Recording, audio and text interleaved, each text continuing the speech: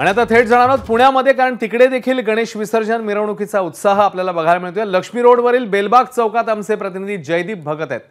जयदीप, पुण्यामध्ये देखील मोठ्या उत्साहात विसर्जन मिरवणुका निघाल्यात। आताचं वातावरण तिकडचं आणि कोणकोणते गणपती तिकडे मार्गस्थ झालेत? जयदीप। अश्विन, आपल्या सगळ्याला माहिती आहे की बरोबर सकाळी 10:30 वाजता विसर्जन मिरवणुकीला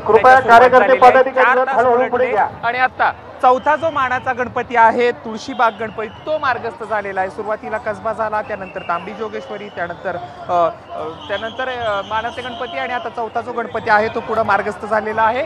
आणि पुढच्या काही वेळामध्ये केसरीवाड्याचा जो आहे तो 5वा मानाचा गणपती बेलबाग चौकामध्ये येईल। सकाळी मोठ्या भक्तिमय वातावरणापासून सकाळी जे आहे ते बाप्पाला निरोप दिला जातोय। ढोल ताशाच्या वाजवत असेल किंवा भक्तिमय वातावरण जो आहे तो बाप्पाला जो आहे तो पुढे चालायचं। हळूहळू पुढे चालायचं। कार्यकर्ते पदाधिकारी आहे तो गणपती आहे तुळशीबागचा मानाचा चौथा गणपती आणि बरोबर 4 वाजता जो आहे ती दगडूशेठ हलवाई गणपतीची जी विसर्जन मिरवणूक आहे त्याला सुरुवात होणार आहे। आणि साधारणतः 8 ते 8:30च्या दरम्यान दगडूशेठ गणपतीचं विसर्जन खरं तर आपण गेल्या काही वर्षापासून बघतोय सातत्याने जे आहे पुण्याची मिरवणूक जी आहे ती लांबतीये का दुसऱ्या दिवशी देखील गणपती जे आहे ते विसर्जन केले जातात। मात्र प्रशासनाचा जो प्रयत्न आहे तो लवकरात लवकर मिरवणूक तेव्हा जयदीपने आपल्याला माहिती दिली, वातावरण सांगितलं तिकडचं। एबीपी माझा, उघडा डोळे बघा नीट।